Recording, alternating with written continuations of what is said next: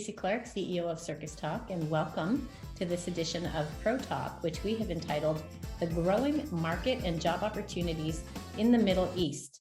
And this one's a really exciting one for me because I have to say, I don't know that part of the world, not anywhere near as much as I have had the pleasure of experiencing life and career in other regions. And so I'm really excited to hear what Dan Bolton has to say.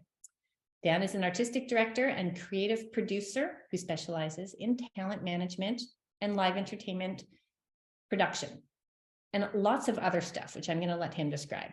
Dan is the owner of Dan Bolton Creative Management Agency and more recently, founder and CEO of Echo. And as you heard Dan mention, he's in Dubai. I want to do a quick circle back to how I present, how I look. I am a female, cisgendered white woman with blonde hair just past my shoulders. I'm wearing a blue shirt today, and I am wearing spectacles because that's what happens when you get into your 50s. You start needing your reading glasses a little more often. And I'm just really delighted to have Dan here. So I'm going to officially pass the torch and invite him to introduce himself in more detail. So yeah, thank you so much, Stacey. As you mentioned, my name is Dan Bolton, the founder of Dan Bolton Creative Management Agency, and as you mentioned, more recently, Echo. I've been based in the Middle East now for 15 years, coming into 16 years, and been working primarily, as you mentioned, within the events and entertainment industry. I'm a cis male. I have short brown hair, dark hair, and really excited to be here with all of you to be talking through my experience, my journey, and some of the exciting opportunities that we have here in the Middle East, which, as you mentioned, is a part of the world that many people don't actually know much about, or there is preconceived misconceptions of what the Middle East might be. So that's something which I'm very interested to answer if anyone's got any questions, because it is a great part of the world with some incredible opportunities, especially for people within the creative industries and performance industries. And you have been in the Middle East for over 14 years, is that correct? Yeah, 15 years. So I came here in 2008 or the end of 2007, actually. Yeah, so I've been here for quite a while.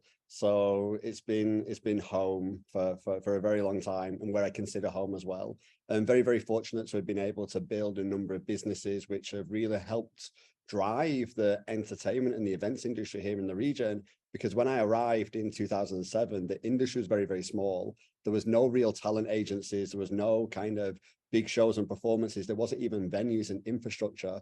So we've been really at the forefront of working with other like-minded people to help drive an industry here and create many, many opportunities. So we're going to unpack some of that, but I need to understand what brought you there in the first place, going back to that notion of sort of a fledgling industry in 2007. What was your impetus to move? So I was actually dating somebody at the time, but to take it a little bit before then, I was actually a circus performer myself, a stilt walker, fire breather, and a clown of all things, so a comedy performer and a character performer. And I was doing that from the age of around about 16. And, you know, my parents, like any kind of parents maybe, really didn't understand my desire to work in the circus industry. They had expectations that I would be a policeman, a pilot, or a kind of more stable job. So to kind of satisfy some of those, I guess, apprehensions that they had with me working in the performance industry, I was working as a talent booker and an agent at the same time as working simultaneously with my performance career. So really working with booking artists and performers for opportunities across the UK in particular, but we also did a lot of work in Europe at that time as well, especially in Spain, in Germany, in France, and Italy. So really looking at how we could provide performers to multiple corporate events and shows across the region, across Europe. In 2007, my partner at the time actually got offered a job in Dubai, for which I was quite hesitant to move to, because I think, like many people, you see stuff in the media, or you kind of have a different perspective of a place without actually visiting. And Dubai at that time was very unknown, but was really starting to become a place that was forefront in the media in terms of construction, super projects, and all of the great ambition, I guess, which I've been very fortunate to be a part of over the last 15 years. So I arrived here 2007 and was working with an agency at the time, which wasn't my own company. I was working for another company, and we were providing entertainment and performers again for some of the large scale events and spectacles. One of my first projects was actually for the opening of the Atlantis Hotel, which is the sister hotel of the Atlantis in the Bahamas. And we were working with an American company. I think it was Colin Cowie was the name of the company which came and produced that event. And we supplied with them all of the performers and the talent for the gala opening, to be honest. And it was a star-studded event, which ended up being the world's biggest fireworks display. That was my first job in Dubai, my first opportunity at booking talent. So it kind of set the bar very, very high in terms of expectations of the projects that I was working on. Not all projects were like that. We were working on, many corporate events, car launch events, projects, such as opening ceremonies. And here there's a big ceremony for National Day, which happens on the 2nd of December every year. And it really is a large scale event. So there was many opportunities with projects such as that. Fast forward to 2015, I'm not the easiest of people to manage, and I've got quite an entrepreneurial spirit, as I'm sure we'll find out in a little bit further on in the conversation. But I was itching, I had itchy feet, and I was looking for opportunities to be able to create my own business, to create my own destiny, so to speak. So I actually left that agency in 2015 with the hope of going freelance so that I could work on any type of project that I desired at that time. However, all of my clients and the people I was working with previously still wanted to work with me and come with me. So within 3 weeks, I'd opened my own business, hired my own team, and was basically creating my agency from my kitchen table. And my home essentially became my office for a number of years whilst we were trying to put it all together. We were very fortunate again to have been working on some of the large scale projects which were happening in the region, not just Dubai, but in Doha, in Qatar, in Abu Dhabi, and also Saudi. However, Saudi at this time was a very prohibitive state. Women still couldn't drive. There was no music. It was very difficult to get into the country. So there was lots of challenges with working on projects in some parts of the region, whereas Dubai was a lot more liberal and a lot more open. Then we fast forward a couple of years and we started to build, an office, a team, an infrastructure to really be able to manage the amazing clients and opportunities that we had. However, in 2020, when we thought we were going to have an extremely successful year, there was a huge project in Dubai called Dubai Expo. And if anyone's familiar with what Expo is, it's an exposition where the host country organizes a 6-month festival and invites literally every country from around the world to come and exhibit technology, innovation, creativity. Dubai was to host that in 2020, and the pandemic delayed everything and essentially killed my business overnight. We lost everything. I lost every single client, every opportunity, every booking, and we were legally prohibited from working. Depending on where you are in the world, many governments and many states were able to help support citizens with furlough schemes, or I think subsistence in terms of like paychecks. In Dubai, there was nothing. We don't pay into a taxation system here, so the government don't help us. So essentially, we had to survive for about a year and a half, for 18 months with no work and no income. And at that time, it was obviously very challenging to keep our staff motivated, our staff paid, and to keep the lights on for the business. But we did, and we worked quite diligently to be able to help support the government to get events back up running safely, to get performers back out working. And we're really at the forefront of being the voice of an industry that was really crying out for help at that time. We'd also been approached many times to create our own event production company. So essentially moving away just from being talent representation and show production into delivering the entire event itself. We always stayed away from that in the beginning because we didn't want to compete with our existing clients. However, with COVID, we lost everything. We had no clients. So we decided to create an event agency during a pandemic, which in hindsight was the best decision we ever made, because that's where all of our growth and opportunity has stemmed from ever since. We were in a position where we could control creative, control budgets, and create our own destiny and really working on the projects that we wanted to work on. So we've been doing that over the last few years, and we managed to grow our company from 5 employees at the end of the pandemic to 85 employees currently. So we've grown exponentially over the last few years, which has resulted to where we are today. A couple of weeks ago, we created a holding company called Echo, which is essentially it's a platform, it's a tribe, it's a movement. It is a group of companies which are all working together now to create an ecosystem where we can really support performers, we can support the creative industries, we can support next generation entrepreneurial talent within the world of creative, whether it's podcast or digital content, to really burst out into the business world, to take away some of those challenges, which include investment, resource, funding, operational challenges, all the things that I encountered when I started my business. We've created this ecosystem to essentially allow people to grow and scale their businesses quicker and easier than what it would have taken me when I started. And we're in a position now where we really want to drive that next generation entrepreneurial talent, bringing new people into our industry and look at different generations, but also look at how we can produce events and entertainment more sustainably, like really looking at our carbon footprint, but also looking at how we can look at best practices within our industry, how we can really look at the value of people and support people. So people, culture, and sustainability is really at the heart of what we're doing right now, and really looking at how we can work with like-minded people and companies to bring together this opportunity for the Middle East in particular, which is a growing market. Saudi recently opened up, and I don't know if many people know about Saudi, but before women couldn't drive, and as I mentioned, music was illegal.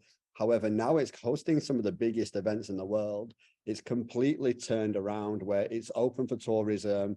People have equal rights. It still has a long way to go. However, events and entertainment really has been the driver for the change in that nation, which is now opening up to incredible employment opportunities for many people around the world who may not even know what Saudi is or what Saudi is about. So there's a lot of opportunity in our region. So we're very, very proud of being a vehicle to be able to help support all of that.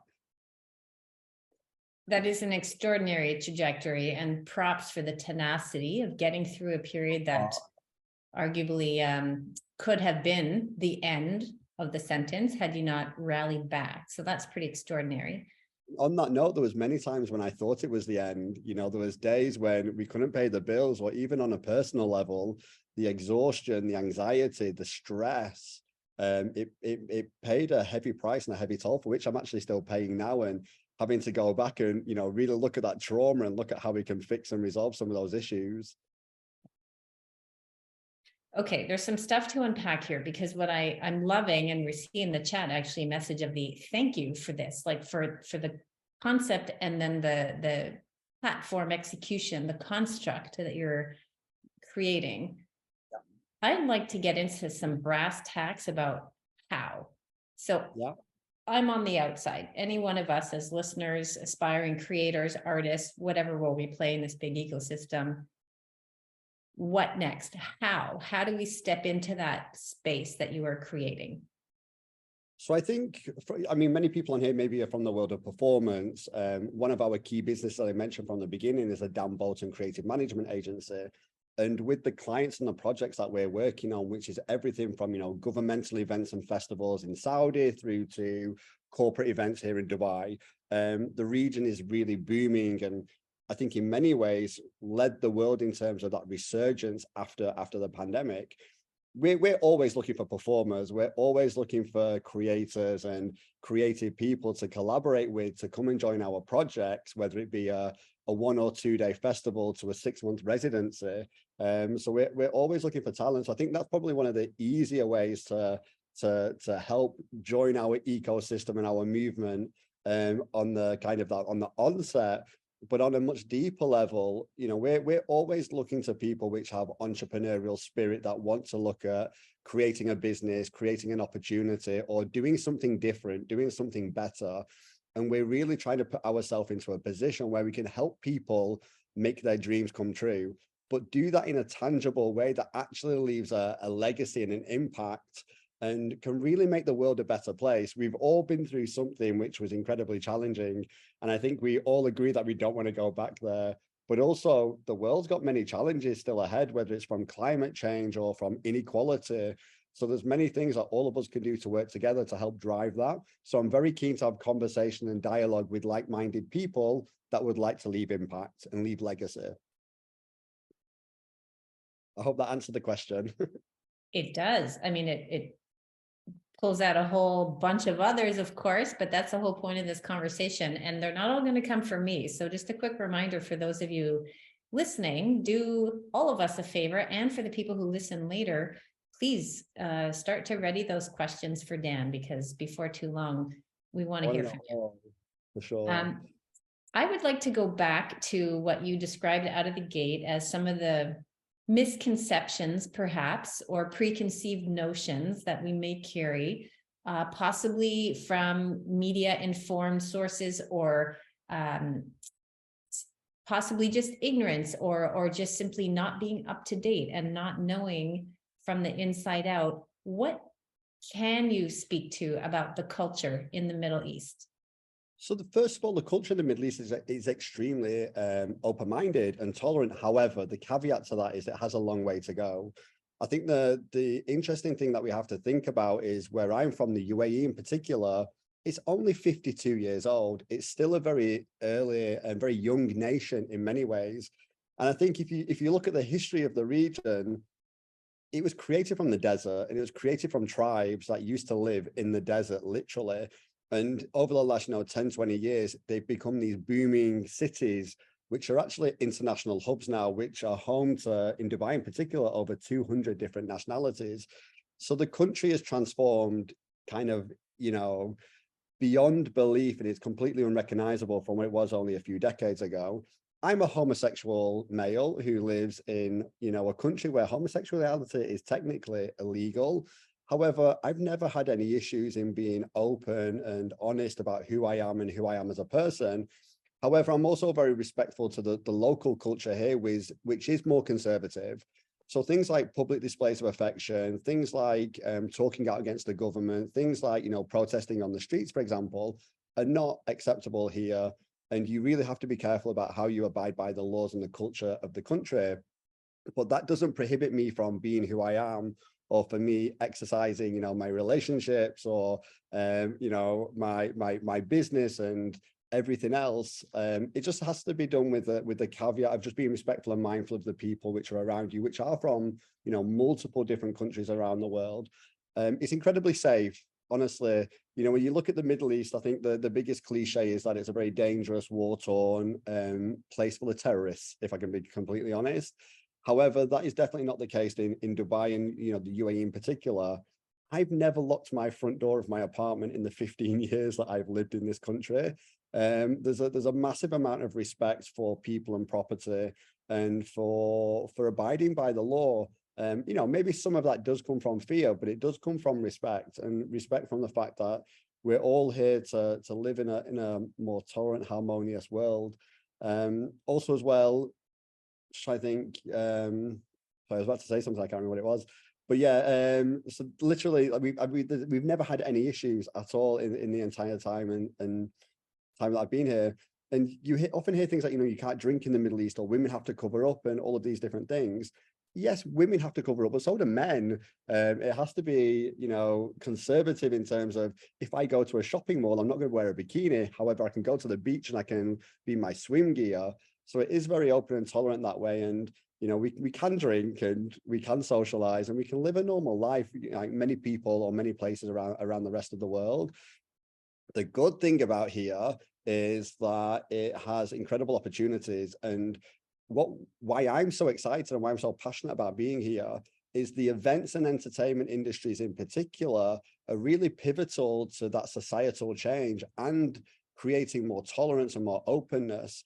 As I mentioned previously, Saudi was a completely closed country where women were restricted in many aspects of society. However, because there was a change within the government and within the vision of the nation, They wanted to increase more tourism. They wanted more leisure. They wanted more opportunities. It was the events and entertainment industry which has been driving that and creating these incredible shows and productions, which they're now bringing performers from all over the world. And if anything, Saudi's now kind of eclipsed the UAE in terms of the scale and opportunities, because you have this very young, energetic demographic where the average age is under 35, and they're all thirsty and hungry for culture, for opportunity, for show, for performance. So you see a lot of these young generation, these next generation people really pushing further forward, and it's changing society for the better. You know, we can't protest on the streets, but what we are doing through culture and through arts and performance is making people's minds shift in a different way, and that is slowly being seen across the region. I appreciate this so much, and I want to take a second and just identify a couple of messages that were put up in the chat, because it's sort of the same positive reflection, more or less saying thank you, first of all, for sharing. And I thank you too for sharing so frankly. Another message, thanks, Ishira. Finally, someone has said that men cover up too, because yes, we tend to come into things sometimes a little bit one-sided perhaps, or unbalanced. Yeah. And then just this notion that the arts are always joyfully leading the way. And I think that's what's really interesting, what I'm hearing. And I have lots of friends and colleagues who are doing extraordinary work over there. This idea of what a powerful vehicle for change. Massive. And I'm sort of glad that you've brought in culture, and we're trying to navigate a little bit also art, because I think there's this beautiful interconnection between art and entertainment. And yes, we sometimes find that there might be two camps or a little bit of a divide on the issue, but I think it's sort of extraordinary to say, let's bring all of it into this melting pot of how to message and drive forward a culture through all of these extraordinary means. And that's the interesting thing, you know, we've sat down around the table with government officials from Saudi in particular, and they really want to use the arts, culture, performance as this vehicle for change. It's the easiest way to get to the, I guess, maybe like the regular audiences, the people sat at home, and to really engage with them. You know, they want to go to festivals, they want to go to shows, they want to see cirque. You know, there's this appetite for it and for it all to come together. And, you know, really creating an opportunity where people can enjoy society and society can progress through the arts. And it's really been pushing further forward. Previously, I remember when I went to Saudi once, men and women couldn't sit together. It was very, very segregated. Whereas now you can go to a festival, a music festival with 10, 20, 30,000 people, and everybody's together. It's a completely different environment. And that was created and driven by the performance industry, by the arts industry. And you're speaking of not that many years ago, like count them on one hand sort of years ago. 2 years ago. Yeah. I remember, like literally the transformation has been incredible. And every single time I go to Saudi, for instance, which is probably every 2 or 3 months, the change is remarkable. And again, it's the creative industries, the events industries, the entertainment industries, which is really at the forefront of that change, because it's driving the opportunities for inbound tourism, for people to shift the perception of a nation, and for it to be picked up on the media, and for people to start seeing it online and on social media. So, you know, we're content creators, and it's really interesting that our content is being used to push forward societal change, essentially. We have artists and creators in the room. I'm curious, who are your people in the field, like on the court? Because from a distance, loving the kind of work that's being produced out there, and, you know, I say out there because it feels a million miles away, and we see beautiful images sometimes of different projects that have happened. But in terms of the actual population of artists and creators in your area, in the region, who are these people? I mean, it's a very good question. I think when I first arrived in the region, there was literally nothing really which was predominantly based here.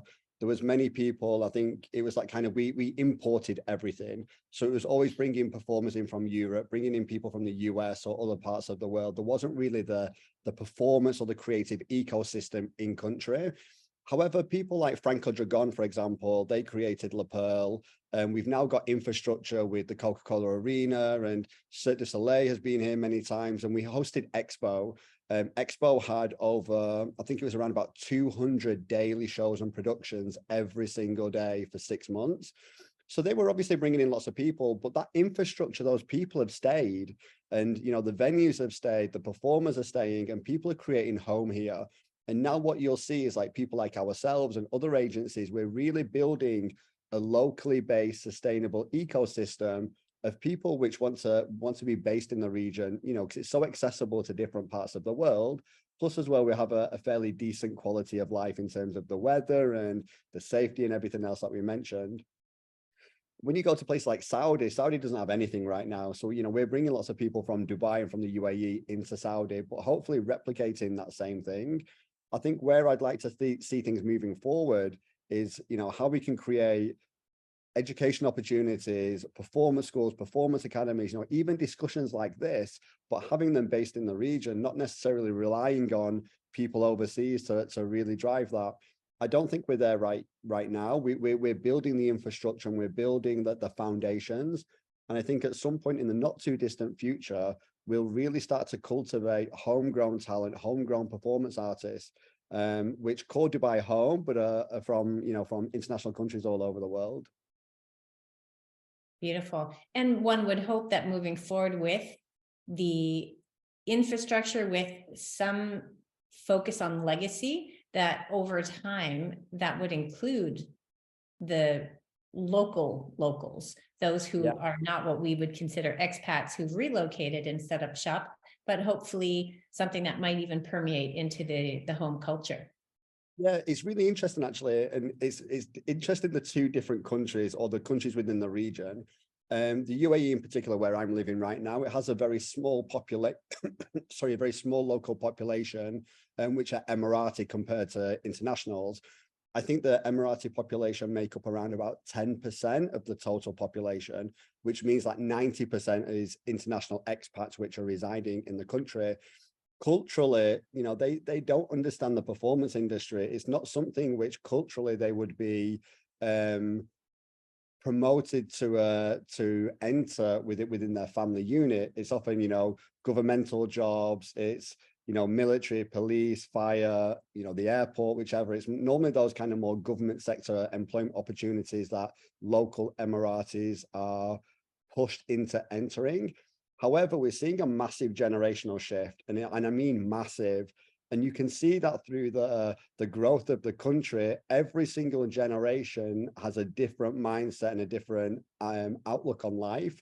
Many of the generation which I'm working with now, they've been educated in Europe and they've gone to the West and they've traveled America, and they're more in tune with the creative industries and alternative employment where their families would never have traditionally not allowed them, but would have, pushed them into previously.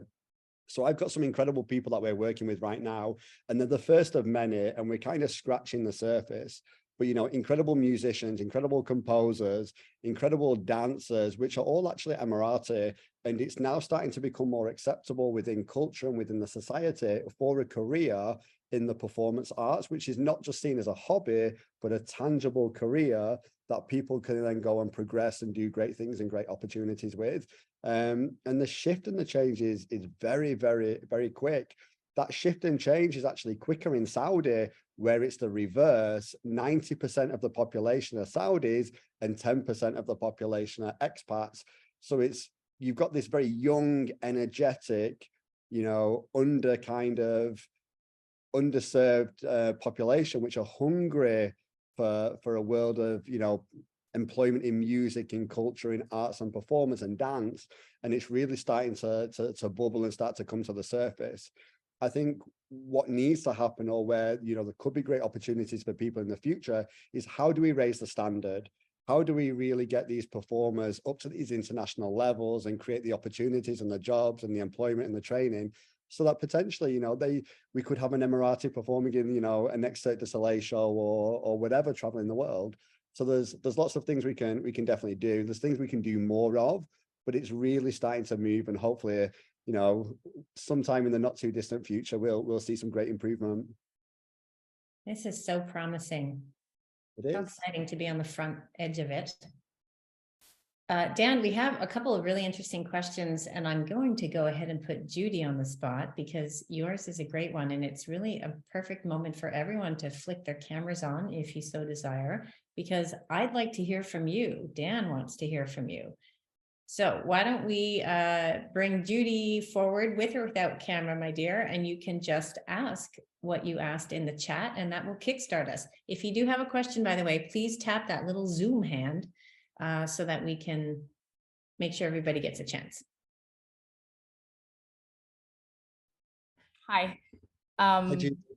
Hey, I was in and out because I was busy with something, but now I'm full on here and I was listening to what you were saying. And Stacy, at some point you said something about that it would be nice if it could be transferable to the locals. And this is why I asked this question, like, what are we talking about? Locals? Are we talking about the Middle Easterns or just locals in Dubai or Saudi? That's what I meant. But So yeah, no, because I believe you mentioned you were from Lebanon but living in Scotland. So obviously you're from the Middle East region. Often when we refer to locals, it's the citizens of that nation. So for example, UAE nationals would be local to the UAE and to Dubai, and then Saudi nationals would be local to Saudi, for instance.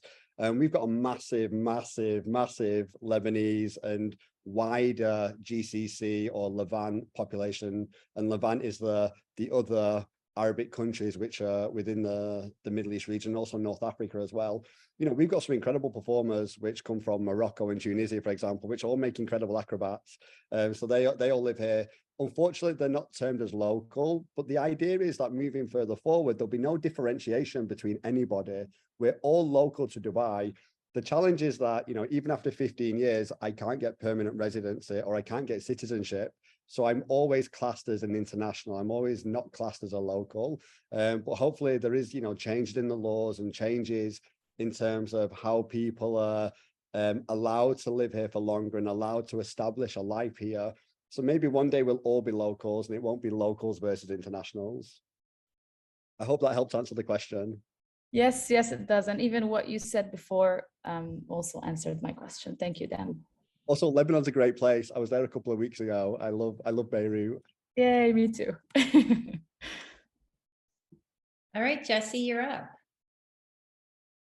Hi, I was just wondering if you could talk a little bit more in depth about your role with all of these companies that you're talking about. Like, are your main clients that you're working with, are you directly working with the locals and the different people that are there to set up private events and birthday parties and things like that? Or are you working with Cirque and La Pearl to cast those shows? Like, where are you doing all of it?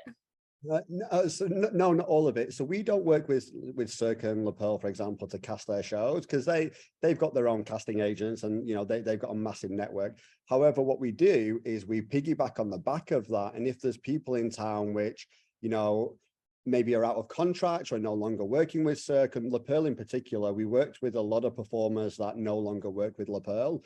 We provide them with employment opportunities within the more corporate and live event sector outside of the physical venue or the physical show, which will be La Pearl or Cirque. My role right now, which is an interesting question, I used to be very involved in the physical production of shows and performances, especially live ceremonies. I was very fortunate to work on a number of Olympic Games and the Asian Games in Jakarta, and also the Southeast Asian Games in Manila as a creative producer.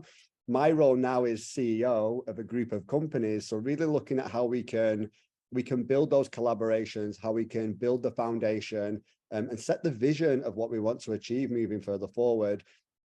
I have an incredible team of younger general managers that work within our different brands, and they're the ones which are building teams and have teams of people which deliver the physical projects and deliver the opportunities.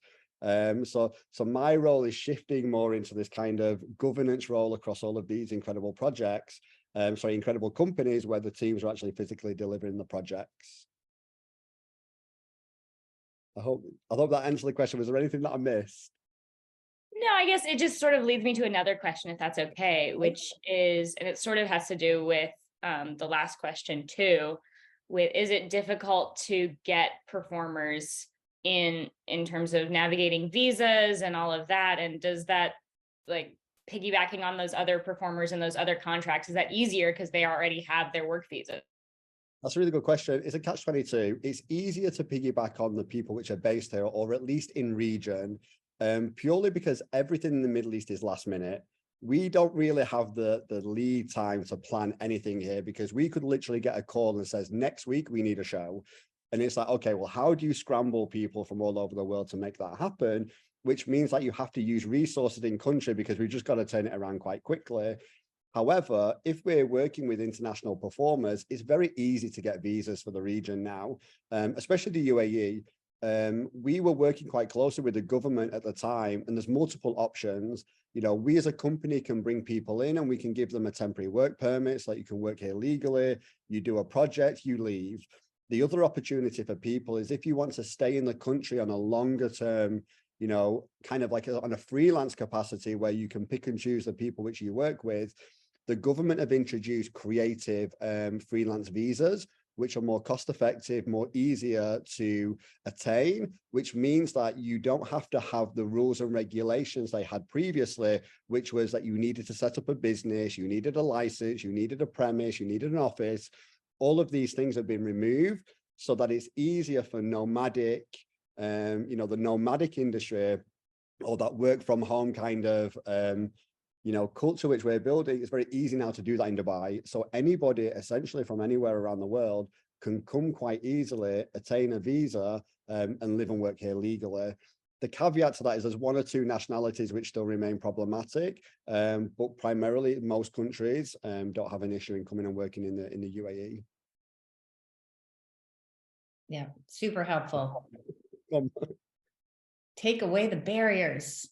Yeah, and that's something which we were working quite closely with the government to do that, because, you know, as the pandemic sped everything up massively, because it didn't matter where you worked from, it didn't stop you from working. So many people working from home, many people working in a different country. And, you know, to the credit of the region and the UAE in particular, they really embraced that culture.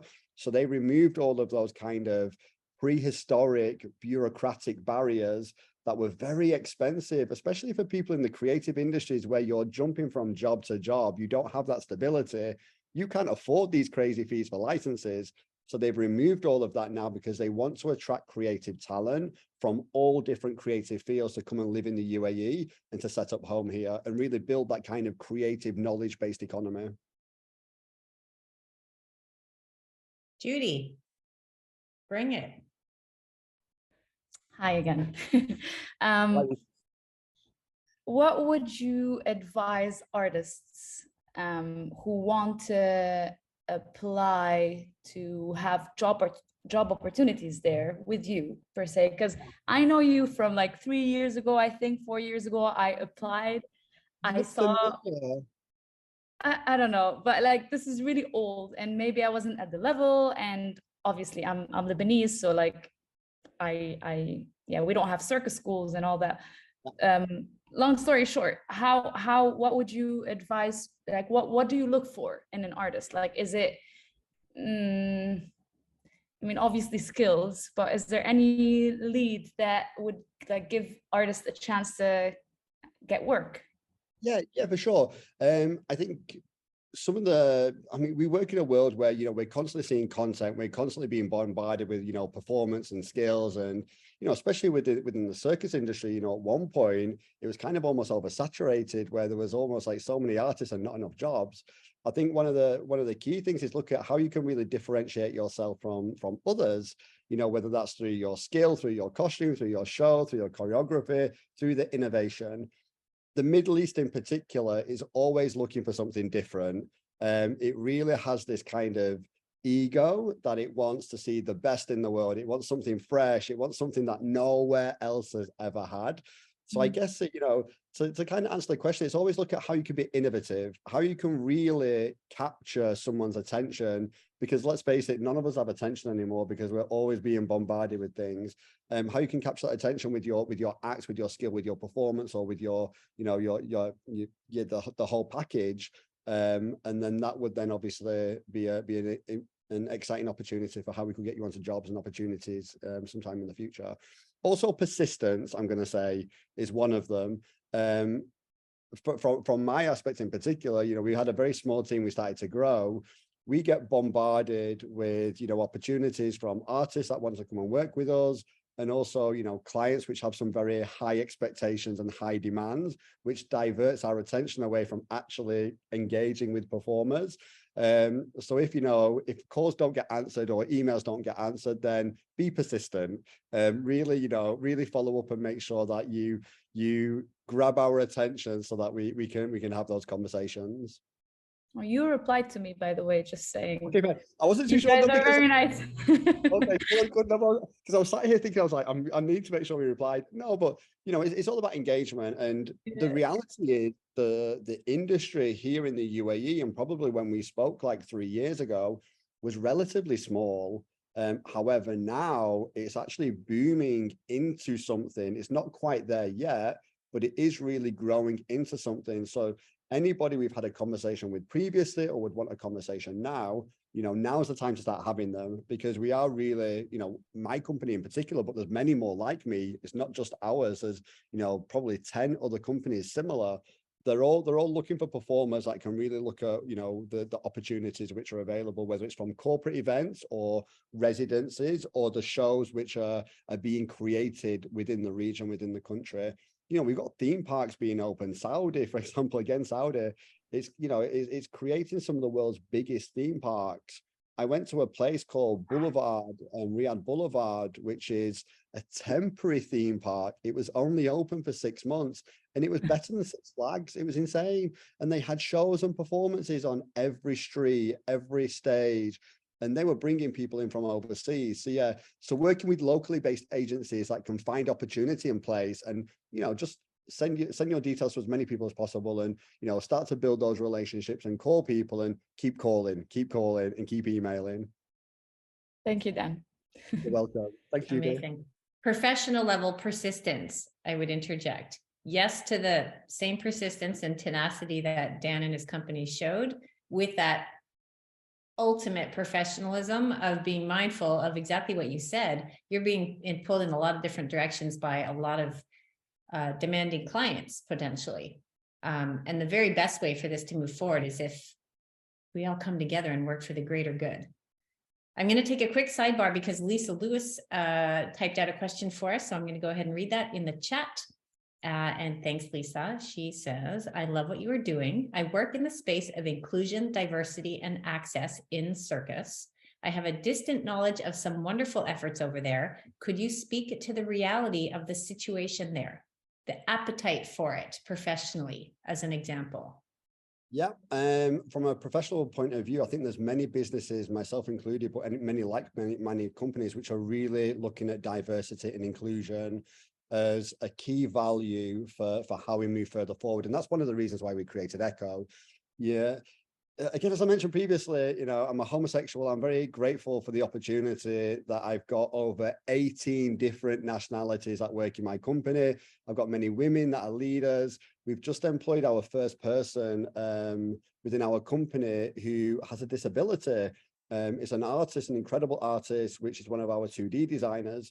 Previously, people with a disability, and we say determination here, we say people of determination, not people of disability, you know, they were often excluded from society. However, really now, over the last couple of years, through the Special Olympics, which was held in Abu Dhabi in 2019, there's really this emphasis to make all businesses, companies, entities inclusive, and to celebrate people's differences, and to really put that at the forefront and the heart of many companies.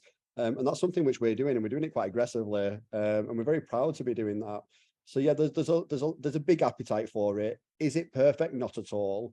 I think we are way behind the rest of the world in terms of being really inclusive. If I'm completely honest, I've been here for 15 years, so I'm kind of out of the loop in many ways. But, you know, as we mentioned in the intro, as a cis male, you don't really have to identify your gender here. That's something which is not really openly discussed. So there's definitely ways that we can move forward in terms of gender equality and that inclusiveness, and really start having those conversations. But I do believe they will come. The UAE in particular and the region catches up to the world quite quickly. We just need the rest of the world to push it, and then we'll be the ones which will follow behind. And hopefully people like myself and our companies will really start to put that inclusivity and diversity at the top of an agenda. It's actually becoming mandated in many of the RFPs, or requests for proposals, which we're receiving from clients. We have to prove that we're a diverse and inclusive organization. And we're actually in the process. I don't know if you have this, many people around the world might have this, I'm not sure. But we're also in the process of getting B Corp certified, which is a lengthy process which we have to go through to prove our sustainable, our diverse, our governance credentials. And many companies now are being mandated to go down similar journeys in order to secure projects with government, which are the projects we all want to do because they're the biggest ones. So I think in the right direction. I think that answered Lisa's question. She was thumbs up and nodding, so I hope it did. Yeah. All right. I apologize if I mispronounce your name. So Vega, you can correct me, please, when you start. That was actually a really good go. Normally everybody calls me Sol. That's a bit easier for everybody. I'll say Sol. It's easier. Absolutely. Go ahead.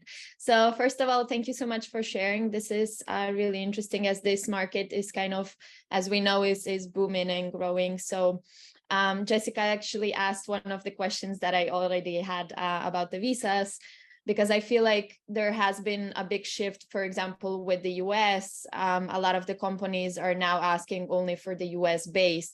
So it's nice to know that it's not the case with the Middle East market.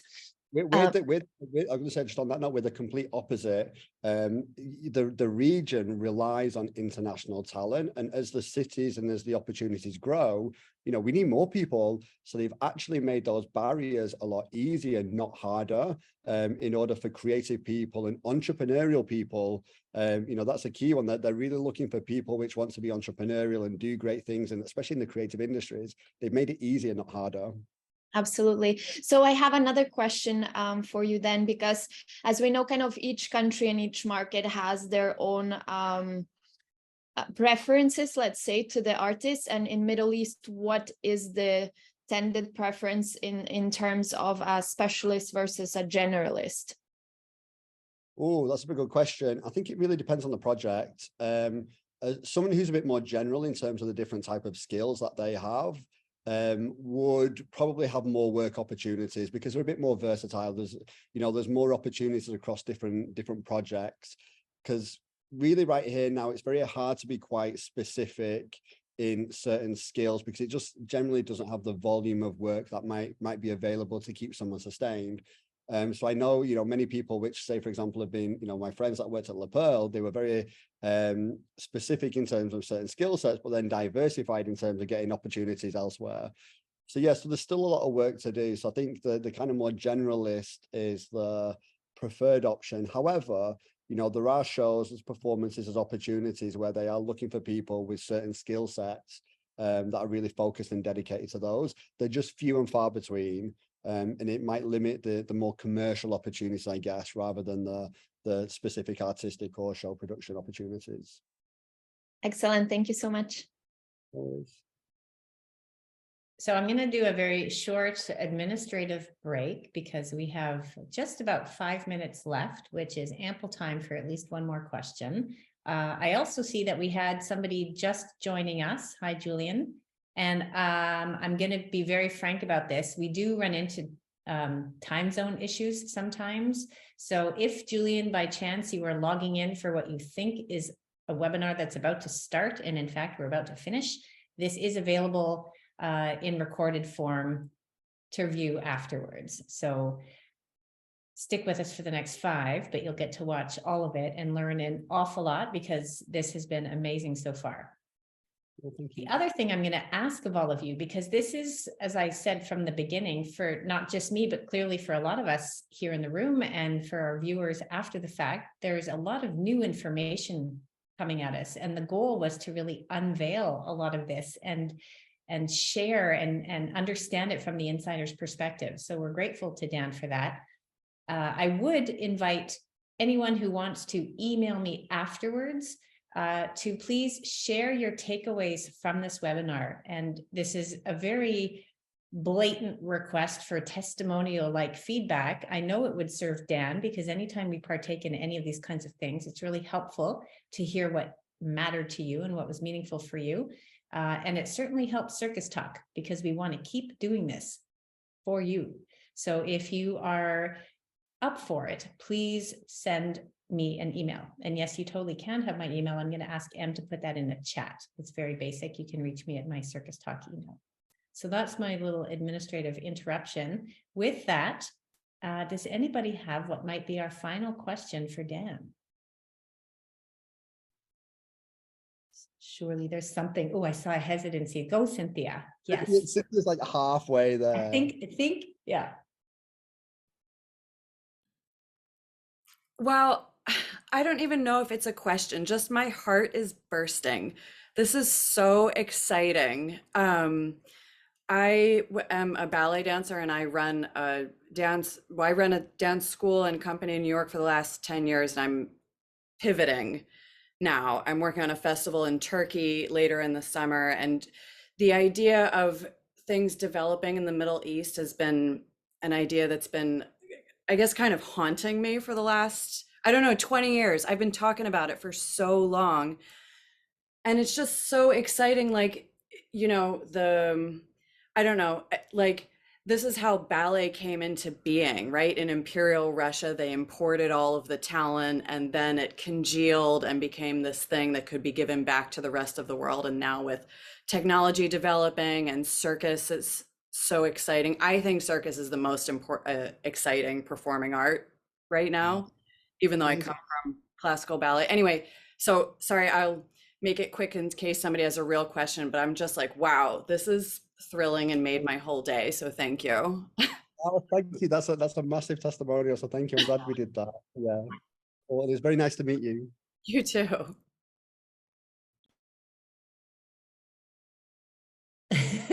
Go ahead, Judy. Judy might have a question. If you're vocalizing it, I assure you somebody else has that same question formulating, and they just haven't quite got the words together. You go. It's just that I asked like already too, and I feel like maybe I should give space for someone else. But yeah, you were saying that you're open to hearing or branching out, or like connecting with other people who wanna innovate and like create stuff and, you know, make a change and all that. And when you say that, is it also again in just where you're at in Dubai, or would Lebanon be an option, for example? Because Lebanon would be a great option. You know, our ethos is that we're based in Dubai, but we're international people, we're an international company, and also barriers and boundaries and geographical location doesn't make a difference anymore. I think we learned all of that during COVID, where we all got, you know, stuck on Zoom, and then we're communicating and doing business with many people all over the world. So if anybody has an idea, you know, we're really open to having a conversation and just exploring and seeing how we can support. That's essentially what we want to do with that platform. And, you know, whether it's places in Lebanon, I've got many friends that I travel there quite often, you know, if there's anything we could do to help there, because, you know, without going on a completely different tangent, I understand the circumstances within Lebanon, and have seen many of my friends suffer because of the economic crisis that was there. That meant that their creative businesses were closed down overnight. So yes, if there's anything we can do to support or to have a conversation at least, or a dialogue, then all for it. And it doesn't mean you have to be in Dubai. Cool, thank you, Dan. Yeah. Okay. So, go for it, Cynthia. Okay, I'll be so fast. So if we wanted to be a part of everything that you're doing, what's the best way to approach that? You could drop me a message direct. I believe, Stacey, that would be okay, correct? Well, actually, Cynthia, you've done a great job of what I normally sort of end with, because we want to be really respectful of your bandwidth. But Yep. What I would perhaps invite, Dan, is that if there is a channel through which people can reach out to you, to the appropriate members of your team, we would be delighted if you shared that. Okay. The best thing to do is drop me an email, and then I myself and I have an assistant called Trixie. You know, she can set up some calls or answer any questions that you guys may have. But I'm very accessible, and my bandwidth can get stretched sometimes. especially when I'm traveling on a project, but I will respond for sure. Just make it clear in the subject matter that it was an email resulting from this conversation. So at least I can flag it quite quickly and then it doesn't get lost within the inbox, would be the best advice. But I'm going to drop my email address now into the chat. Amazing. You're more than welcome to message me anytime. And so for those of you who are very much a part of this, but listening after the fact, what you're not seeing in the chat is Dan, D-A-N, at weareecho, weareecho.com. And parting comments really is just thank you for that. It's incredibly generous. And we're really grateful that you are helping to make those connections and build those bridges with all of the people who so clearly, by showing up and listening afterwards, are enthused and really eager to understand better what's going on over there. And in some cases, see what that might look like for actual tangible work opportunities. So this is the networking that Circus Talk is really proud to offer all of you. And Dan, I'm really grateful that you're making yourself so available to our viewers and to our members. So thanks for that. Anytime. I've got an incredible booking team. So if anyone is looking for those work opportunities, obviously I'll respond to your email, but I can introduce you to the team and then they can take it forward in terms of show real material and further details and all of those different things. But we're always looking for good people and always looking for new people. So yeah, open to having those discussions. So thank you for the opportunity as well. It's very appreciated. Dynamite. Done. All right, everyone. Thank you for being a part of it. We're really happy to have you here. And again, for the millionth time, thank you, Dan. You're welcome to come off mute, all of you, and just say a goodbye, a thanks, or whatever you want. Thank you. Bye. Thank you so much for the chat. Thank you.